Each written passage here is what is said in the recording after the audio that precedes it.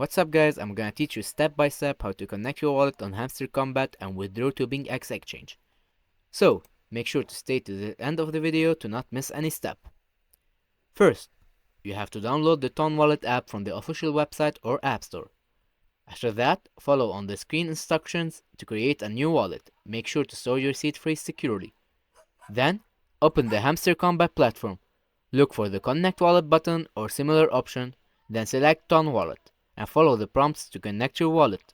You might need to enter your wallet address or scan a QR code. In your Hamster Kombat account, go to the Withdraw or Wallet section. Enter the amount of tokens you want to withdraw, then paste the address of your Ton wallet where you want to receive the tokens. Then, confirm the withdrawal.